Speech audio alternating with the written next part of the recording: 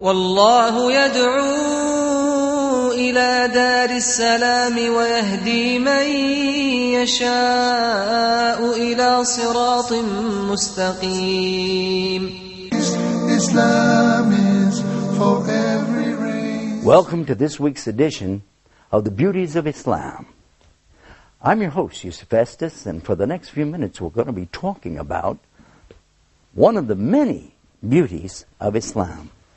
And you can visit our website on the internet at www.beautiesofislam.com to watch programs like this and learn more about these beauties of Islam. Today I'd like to continue talking about our relationship with our Prophet Muhammad, peace and blessings be upon him. In previous episodes we've talked already about the other prophets such as Noah and David and Suleiman, Abram and Moses, and also Jesus Christ, peace be upon them. We discovered that, in fact, the people who followed them at their time were the true believers and all people who were entitled to go to paradise. Likewise, Islam is teaching us that today those who know and understand the message that came with Prophet Muhammad, peace be upon him, and follow him will also receive the same salvation, the salvation of going to paradise. Along the way, what we discovered was that there are even details of our lives that are found in the Sunnah. Sunnah means the way of Prophet Muhammad, that are beneficial to us in this life and certainly in the next life. We found that in the Quran the teaching is to obey Allah and obey His Prophet, that He is the example for all of us. He's the mercy to all of the worlds, and also He's the example to mankind to know how to live, how to act, even how to die. And that's what I wanted to speak about today, is this concept of knowing how to live and die. Allah tells us in the Quran that we were created in the very beginning inside of our mothers from something called an alaq. And these were the first verses, the first words actually, that came of the revelation. The Prophet Muhammad, peace and blessing be upon him, was about 40 years old at the time, and he was in a cave meditating near Mecca, in a place called Jabal Nur, or the Mountain of Light. And then the angel came to him, the angel Jibril came to him. This is Gabriel in the English language. And when he came to him, he commanded him in the Arabic language, Iqra! Prophet Muhammad, peace be upon him, just like, what? What do you want me to do? And he said to him again, Iqra! Prophet Muhammad said, La ana biqari. He said, Iqra! Now, what is the Iqra? What does that mean? Now, a lot of people translate that to be the word read. Read. But is it really the word read? Actually, no, it's not. It means something bigger than that. It means to recite, as in reciting from memory. To recite. And what shall I recite? Iqra bismi rabbika alladhi khalaq. Khalaqal insana min alaqa. Iqra wa rabbukal akram. Alladhi alama bil kalam. Alamal insana ma lam yalam. And the meaning more or less to the English language is saying that recite in the name of your Lord who created the human being from a leech-like clot of blood. And that's exactly what we find today is the beginning of a human being. He starts out like this little teeny clot of blood shaped like a leech inside of his mother, inside the raham of his mother, the place of mercy. Recite in your Lord is so generous, who taught man how to use the pen, taught the human beings what they didn't know. And who is this? This is the Lord of the worlds who is speaking to us via this conductor, which happens to be the angel Jibril. Now, when Prophet Muhammad, peace be upon him, comes, he has the revelation and the people are listening to what he's saying, but at the same time, his life itself is an example for us. Consider this. Here are some of the things that he lived. He could preach if he wanted to, but how about live it? So many times we hear people talk the talk, but we don't get to see them actually walk the walk. We hear preachers, for instance, today telling us about not having sex until marriage, and then we find out some of these preachers themselves are doing these things. Now, what kind of an example does that set for our youth? Certainly not anything I'm impressed with. You either. We hear people speaking about a lot of things, but they don't live up to it. The Prophet Muhammad, peace be upon him, on the other hand, I want you to listen to this. He never ever even had a date with a girl, much less even kiss any girl, until he got married at the age of 25 years old. He himself was a virgin, and he married a lady who had been a widow. Her name was Khadija radiallahu anha. That means, may Allah accept from her. She was the first to believe in him as a prophet, and she was the first to support him in his efforts as a prophet. And do you know he was married to her for all those years until she passed away, and he never even looked at another woman. So much so that this is one of the parts, it's a good example for us as men, Muslim men today, that we don't consider anything other than marriage to a woman, and when we're married to her, we don't consider anything else with any other woman. And that's the teaching of Islam, but he lived the example to show it to us. People often want to criticize our Prophet Muhammad and talk about, well, he had so many marriages. But in reality, I'm going to tell you something. It's not like marriages that people think about today. Today, marriages are a matter of convenience to people to get what they want for themselves, their own gratification. It's true. And a lot of people don't even bother to get married to get their gratification, and you know what I'm talking about there.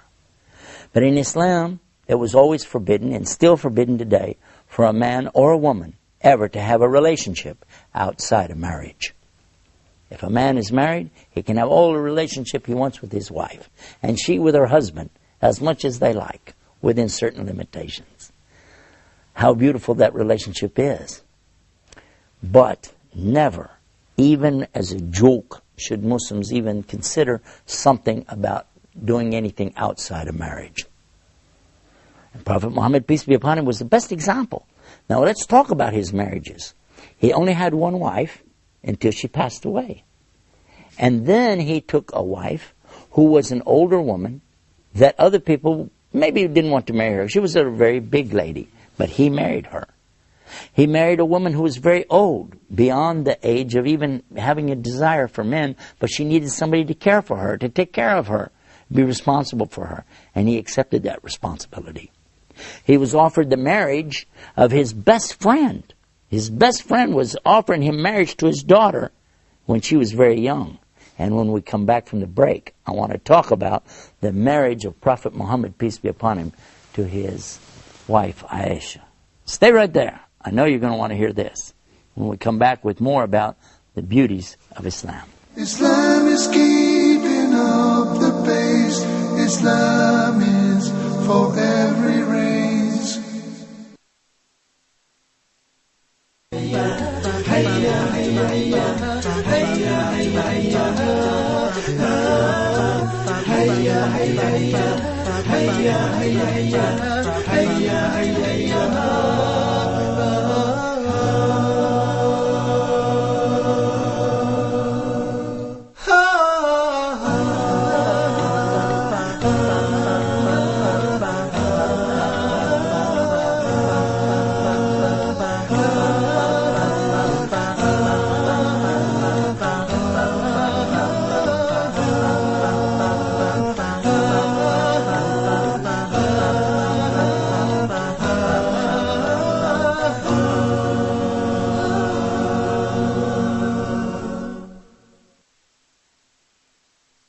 Islam is keeping up the pace.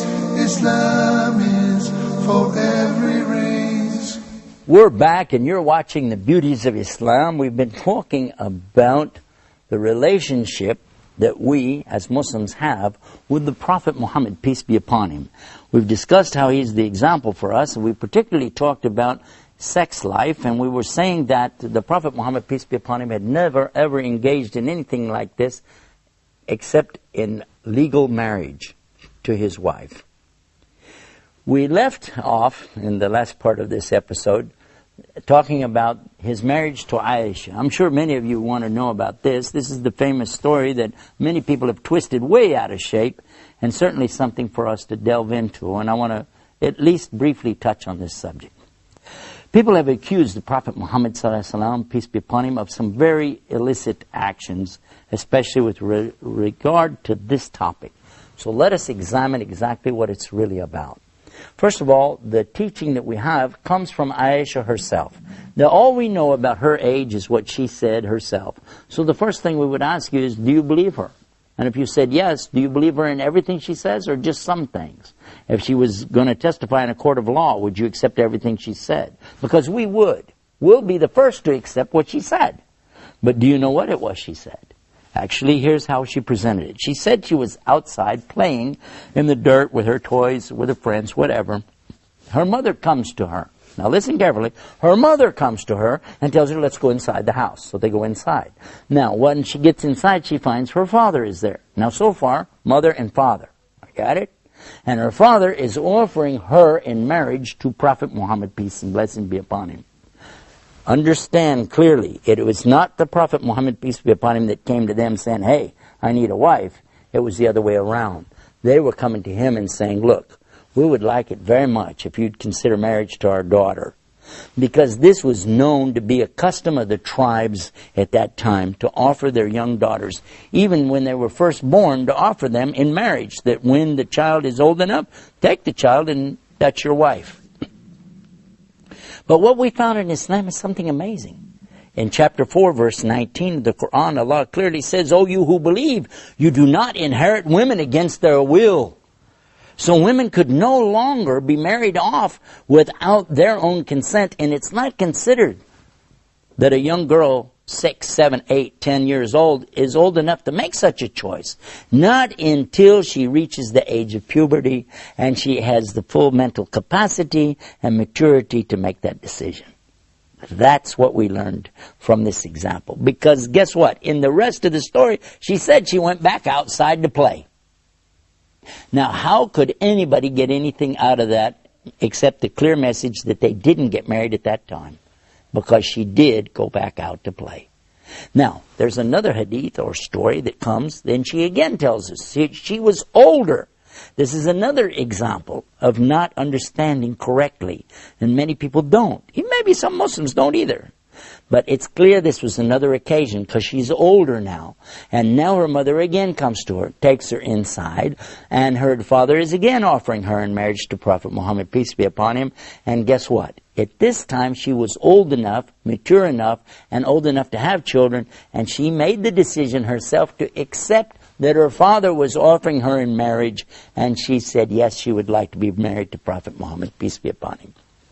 If I stop there, that's sufficient for you and I to realize that this is not a story of something bad. It's a story of something good. Because look at this. She then continues, and I'm going to ask you, if you accept one thing she says, do you accept it all? Because she continues, and she says that it was the best of relationships. They used to run and play together. She said, I used to race with him, and I used to beat him in the races. But then when I got old and fat, she said, got fatter, that he could beat her in the races. And that they used to play, and they had a lot of things they did together. She used to tease him. She used to play games against him. One time she even did something that's mentioned in Quran about telling him honey smelled bad on his breath, and that was out of jealousy. These are many stories we can talk about, but the main thing is to know what was the relationship between her and her husband. And it was such that even after he died, that she continued to be so faithful to him. She never considered ever marrying another man. Even though she was a young lady, maybe in her early 20s, she never considered to get married to any other man. All of her life, she continued to say only the very best about her husband. In her whole entire life, she never said any disparaging word against her husband. In fact, I'd like for you to think of this. Instead of Shakespeare's Romeo and Juliet, where two young kids go against their parents and they commit suicide, here we have the story of Muhammad and Aisha, who are in love so much that even death didn't separate them, and they had the highest hope for a life together in the paradise. You choose which of the teachings sounds the best to you. For me, it's one of the beauties of Islam. Until next time, peace. Salam. Islam is peace, Islam is ease, Islam is not danger or disease.